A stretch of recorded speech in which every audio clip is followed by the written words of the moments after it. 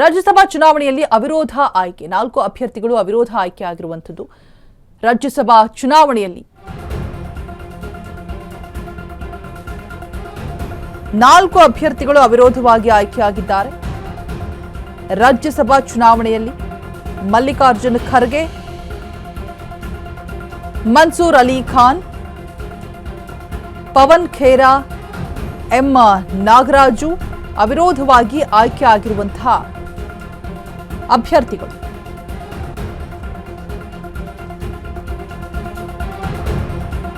ನಾಲ್ಕು ಅಭ್ಯರ್ಥಿಗಳು ಕೂಡ ಅವಿರೋಧವಾಗಿ ಆಯ್ಕೆ ಆಗಿರುವಂತದನ್ನ ಘೋಷಿಸಿರುವಂತಹ ಕಾರ್ಯದರ್ಶಿ ಚುನಾವಣಾಧಿಕಾರಿಯಿಂದ ಪ್ರಮಾಣ ಪತ್ರವನ್ನ ಪಡೆದುಕೊಂಡಿರುವಂತಹ ಅಭ್ಯರ್ಥಿಗಳು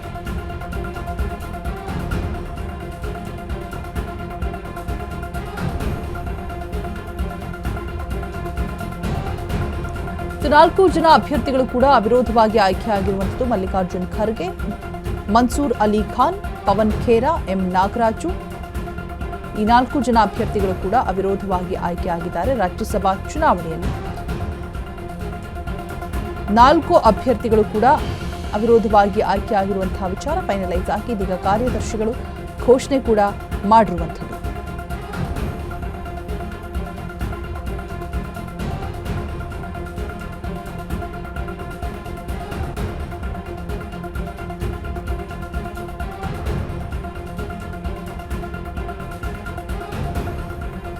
ಚುನಾವಣಾಧಿಕಾರಿಯಿಂದ ಪ್ರಮಾಣ ಪತ್ರವನ್ನ ಪಡೆದುಕೊಂಡಿರುವಂತಹ ಅಭ್ಯರ್ಥಿಗಳು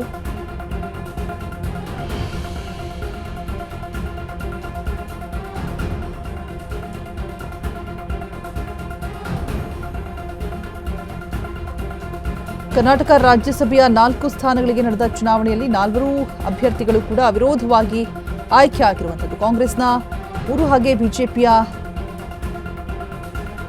ಒಬ್ಬ ಅಭ್ಯರ್ಥಿ ಕಣದಲ್ಲಿದ್ದು ಬೇರೆ ಯಾವುದೇ ಸ್ಪರ್ಧಿಗಳು ಕೂಡ ಇಲ್ಲದಂತಹ ಕಾರಣವಾಗಿ ಅವಿರೋಧವಾಗಿ ಆಯ್ಕೆಯಾಗಿದ್ದಾರೆ ಅನ್ನುವಂತಹ ಮಾಹಿತಿ ರಾಜ್ಯಸಭೆ ಚುನಾವಣೆಯಲ್ಲಿ ಅವಿರೋಧವಾಗಿ ಆಯ್ಕೆಯಾಗಿರುವಂತಹ 4 ಜನ ಅಭ್ಯರ್ಥಿಗಳು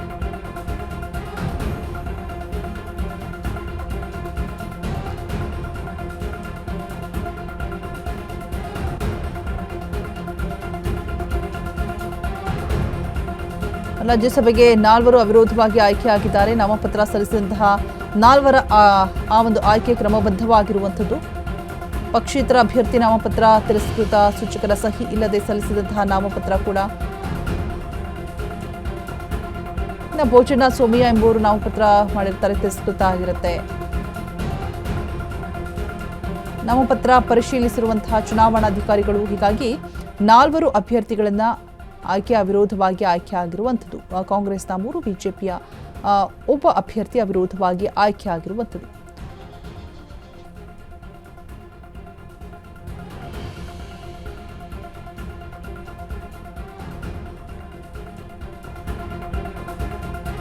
ಮಲ್ಲಿಕಾರ್ಜುನ್ ಖರ್ಗೆ ಮನ್ಸೂರ್ ಅಲಿ ಖಾನ್ ಪವನ್ ಖೇರಾ ಎಂ ನಾಗರಾಜು ಅವಿರೋಧವಾಗಿ ಆಯ್ಕೆ ಆಗಿರುವಂತಹ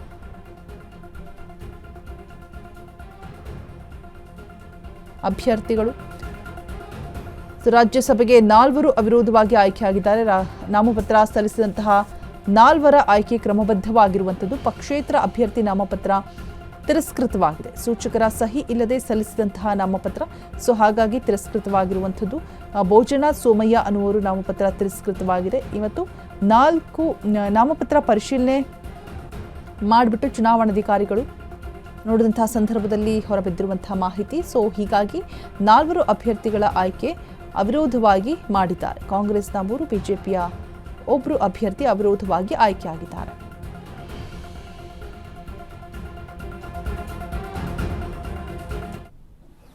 That I was given this opportunity by my leadership to serve the people of Karnataka through the Rajya Sabha seat here, and I hope to do justice to all the aspirations. And I also hope that the next time when I address all of you, I'll pick up on the Kannada language, which is a beautiful language. Next time I'll try and speak in Kannada. Thank you. ಮೊದಲು ನಾನು ನಮ್ಮ ಪಕ್ಷದ high command ಮತ್ತು leadership ಮತ್ತು state ಲೀಡರ್ಶಿಪ್ಗೆ ಧನ್ಯವಾದ ಅಂತ ತಿಳಿಸ್ಕೊಳ್ತೀನಿ. ನನಗೆ ಒಂದು ಅವಕಾಶ ಮಾಡಿಕೊಟ್ಟಿದ್ದು ರಾಜ್ಯಸಭಾದಲ್ಲಿ ಕರ್ನಾಟಕ ಮತ್ತು ದೇಶದ ಏನು ಇಶ್ಯೂಸ್ ಇದೆ ಅದು ರಾಜ್ಯಸಭೆನಲ್ಲಿ ಹೋಗಿ ರೆಪ್ರೆಸೆಂಟ್ ಮಾಡಕ್ಕೆ. ನನ್ನ ಜೊತೆ ಪವನ್ ಖೇರಾ ಸರ್ ಇದ್ದಾರೆ, ಅವ್ರಿಗೂ ನಾನು ಒಂದು ಕಂಗ್ರ್ಯಾಚುಲೇಷನ್ಸ್ ಹೇಳ್ತೀನಿ. ಅವರು ಇವತ್ತು ಎಲೆಕ್ಟ್ ಆಗಿದ್ದಾರೆ ರಾಜ್ಯಸಭೆಗೆ. ನಾನು ಒಂದು ಹೇಳಕ್ಕೆ ಇಷ್ಟಪಡ್ತೀನಿ, ನಾನು ಕರ್ನಾಟಕಕ್ಕೆ ಮತ್ತೆ ದೇಶಕ್ಕೆ ದುಡಿತೀನಿ, ಮತ್ತೆ ರಾಜ್ಯಸಭೆಯಲ್ಲಿ ಏನು ದೇಶ ಹಿತದಲ್ಲಿ ಇದೆ ಅದೇ ಮಾತು ಕೇಳ್ತೀನಿ. ಧನ್ಯವಾದ.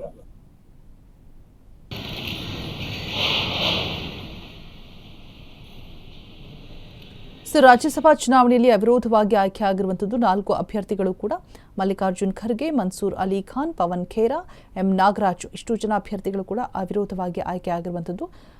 ಫೈನಲ್ ಆಗಿ ಘೋಷಣೆ ಕೂಡ ಮಾಡಿದ್ದಾರೆ ಕಾರ್ಯದರ್ಶಿಗಳು. ಚುನಾವಣಾಧಿಕಾರಿಯಿಂದ ಪ್ರಮಾಣ ಪತ್ರವನ್ನು ಪಡೆದುಕೊಂಡಿರುವಂತಹ ಅಭ್ಯರ್ಥಿಗಳು. ನೋಡ್ತಾ ಇರ್ಬೋದು ಅದೇ ದೃಶ್ಯಾವಳಿಗಳು. ಫೈನಲಿ ಕಾಂಗ್ರೆಸ್ ಭರ್ಜರಿ ಗೆಲುವು. ಕಾಂಗ್ರೆಸ್ನ 3 ಜನ ಅಭ್ಯರ್ಥಿಗಳು, ಬಿಜೆಪಿಯಿಂದ ಒಬ್ಬರು ಆಯ್ಕೆ ಆಗಿರುವಂಥದ್ದು. ಮಲ್ಲಿಕಾರ್ಜುನ್ ಖರ್ಗೆ, ಮನ್ಸೂರ್ ಅಲಿ ಖಾನ್, ಪವನ್ ಖೇರಾ, ಎಂ ನಾಗರಾಜು. ಕಾಂಗ್ರೆಸ್ಗೆ ಭರ್ಜರಿ ಗೆಲುವು ಸಿಕ್ಕಿರುವಂಥದ್ದು. 3 ಜನ ಆಯ್ಕೆ ಆಗಿದ್ದಾರೆ ಅಭ್ಯರ್ಥಿಗಳು. 4 ಅಭ್ಯರ್ಥಿಗಳು ಅವಿರೋಧ ಆಯ್ಕೆಯನ್ನ ಘೋಷಣೆ ಮಾಡಿದ್ದಾರೆ ಕಾರ್ಯದರ್ಶಿಗಳು.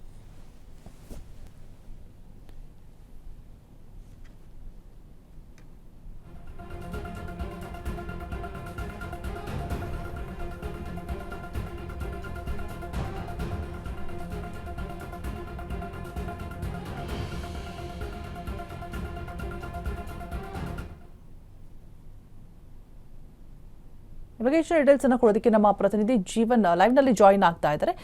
ಜೀವನ್, ಒಂದು ರೀತಿಯಾಗಿ ಕಾಂಗ್ರೆಸ್ಗೆ ಪ್ಲಸ್ ಪಾಯಿಂಟ್ ಅಂಡ್ 4 ಜನ ಅಭ್ಯರ್ಥಿಗಳು ಕೂಡ ಅವಿರೋಧವಾಗಿ ಆಯ್ಕೆ ಆಗಿರುವಂಥದ್ದು. ಏನು ಹೇಳ್ತಾರೆ ಅಂತ ಹೇಳ್ಬಿಟ್ಟು ಅಪ್ಡೇಟ್ಸ್ ಕೊಡೋದಾದ್ರೆ?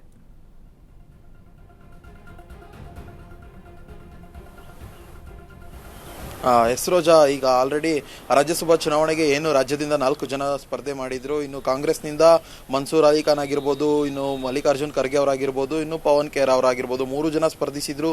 3 ಜನನು ಕೂಡ ಈಗ ಅವಿರೋಧಗೆ ಆಯ್ಕೆ ಆಗಿರುವಂಥದ್ದು. ಇನ್ನು ಇದರ ಜೊತೆಗೇನೆ ಬಿಜೆಪಿ ಅಭ್ಯರ್ಥಿಯಾದಂತಹ ಪ್ರೊಫೆಸರ್ ನಾಗರಾಜು ಅವರು ಕೂಡ ಅವಿರೋಧವಾಗಿ ಆಯ್ಕೆ ಆಗಿರುವಂಥದ್ದು. ಯಾಕಂದ್ರೆ ಯಾವುದೇ ರೀತಿಯಾದಂತಹ ಹೆಚ್ಚುವರಿ ಅಭ್ಯರ್ಥಿಗಳು ಇಲ್ಲದ ಕಾರಣ, ರಾಜ್ಯದಿಂದ ಯಾವುದೇ ರೀತಿಯಾದ ಹೆಚ್ಚುವರಿ ಅಭ್ಯರ್ಥಿಗಳು ಸ್ಪರ್ಧೆ ಮಾಡದ ಕಾರಣ ಈಗ ಚುನಾವಣಾಧಿಕಾರಿಗಳು 4 ಜನರನ್ನು ಕೂಡ ವಿರೋಧವಾಗಿ ಆಯ್ಕೆ ಮಾಡಿರುವಂಥದ್ದು ರಾಜ್ಯದಿಂದ. ಇನ್ನು ರಾಜ್ಯಸಭೆಗೆ ಹೋಗ್ತಿರುವಂತಹ ಈಗ ಆಲ್ರೆಡಿ ಎಲ್ಲಾ ನಾಯಕರು ಕೂಡ ಇನ್ನು ಮಲ್ಲಿಕಾರ್ಜುನ್ ಖರ್ಗೆ ಅವರು ಅಷ್ಟೇ ಪ್ರಮಾಣ ಪತ್ರವನ್ನ ಸ್ವೀಕರಿಸಬೇಕಾಗಿರುವಂಥದ್ದು. ಇನ್ನು ಮನ್ಸೂರ್ ಅಲಿ ಖಾನ್, ಪವನ್ ಖೇರಾ ಹಾಗೂ ನಾಗರಾಜ್ ಅವರು ಈಗ ಆಲ್ರೆಡಿ ಬಂದು ಚುನಾವಣಾಧಿಕಾರಿಗಳ ಹತ್ರ ಆಲ್ರೆಡಿ ಪ್ರಮಾಣ ಪತ್ರವನ್ನು ಕೂಡ ಸ್ವೀಕಾರ ಮಾಡಿರುವಂಥದ್ದು. ಇನ್ನು ನೇರವಾಗಿ ರಾಜ್ಯಸಭೆಗೆ ಆಯ್ಕೆ ಆಗಿರುವಂಥದ್ದು. ಈ ಒಂದು ಸಂದರ್ಭದಲ್ಲಿ ಇನ್ನು ಮಲ್ಲಿಕಾರ್ಜುನ್ ಖರ್ಗೆ ಅವರು ಇನ್ನು ದೆಹಲಿಯಲ್ಲಿ ಇರೋ ಕಾರಣ ಇನ್ನು ಇದಕ್ಕೋಸ್ಕರನೇ ಈ ಒಂದು ಪ್ರಮಾಣ ಪತ್ರವನ್ನು ಈಸ್ಕೊಂಡಿಲ್ಲ ಇನ್ನು. ಆದ್ರೆ ಈಗ 4 ಜನ ಆಯ್ಕೆ ಆಗಿರೋದ್ರಲ್ಲಿ ಇನ್ನು ಮನ್ಸೂರ್ ಅಲಿ ಖಾನ್ ಆಗಿರ್ಬೋದು, ಪವನ್ ಖೇರಾ ಆಗಿರ್ಬೋದು, ಕಾಂಗ್ರೆಸ್ನಿಂದ ಆಯ್ಕೆ ಆಗಿರೋ ನಾಯಕರು. ಈ ಒಂದು ಸಂದರ್ಭದಲ್ಲಿ ನಮ್ಮ ಜೊತೆ ಮಾತನಾಡಿದಂಥ ಸಂದರ್ಭದಲ್ಲೂ ಕೂಡ ಮನ್ಸೂರ್ ಅಲಿ ಖಾನ್ ಅವರು ಹೇಳ್ತಿದ್ರು, ಇನ್ನು ರಾಜ್ಯಕ್ಕೆ ಬೇರೆಯವರು ಏನ್ ಮಾಡಿದ್ದೀರಾ ಇಲ್ಲ ಅನ್ನೋ ಒಂದು ಪ್ರಶ್ನೆ ಉಟ್ಕೊಂಡಾಗ ರಾಜ್ಯಕ್ಕಾಗಿ ನಾನು ಏನ್ ಬೇಕಾದ್ರೂ ಮಾಡ್ತೀನಿ, ರಾಜ್ಯದ ಬಗ್ಗೆ ರಾಜ್ಯದ ಪರವಾಗಿ ನಾನೆಲ್ಲ ಮಾತನಾಡ್ತೀನಿ ಅನ್ನೋ ಒಂದು ಅಂಶವನ್ನ ಏನೊಂದು ಮನ್ಸೂರ್ ಅಲಿ ಖಾನ್ ಅವರು ಮಾತನಾಡಿರುವಂಥದ್ದು. ಇನ್ನು ಪವನ್ ಖೇರಾ ಅವರು ಕೂಡ ಇನ್ನು ಕನ್ನಡದಲ್ಲಿ ನಾನು ಮಾತಾಡೋದನ್ನ ಕಲಿತೀನಿ, ಇನ್ನು ಕರ್ನಾಟಕಕ್ಕೋಸ್ಕರನೇ ಕೆಲಸ ಮಾಡ್ತೀನಿ ಅನ್ನೋ ಒಂದು ವಿಚಾರಗಳನ್ನು ಕೂಡ ಕಾಂಗ್ರೆಸ್ ಅಭ್ಯರ್ಥಿಗಳು ಹೇಳಿರುವಂಥದ್ದು. ಇನ್ನು ನಾಗರಾಜು ಅವರು ಕೂಡ ಏನೊಂದು ಈಗ ಆಲ್ರೆಡಿ ಪ್ರಮಾಣ ವಚನ ಸ್ವೀಕರಿಸಿದ್ರೆ ಇನ್ನು ಈ ಒಂದು ರಾಜ್ಯಸಭಾ ಚುನಾವಣೆಯಲ್ಲಿ ಯಾವುದೇ ರೀತಿಯಾದಂತಹ ಗೊಂದಲಗಳಿಲ್ಲದೆ ಈಸಿಯಾಗಿ ಒಂದು ತೆರೆ ಕಂಡಿರುವಂಥದ್ದು. ರೋಜಾ, ರೈಟ್. ಥ್ಯಾಂಕ್ ಯು ಜೀವಂತ್, ಆಮೇಲೆ ಅಪ್ಡೇಟ್ಸ್ಗಾಗಿ.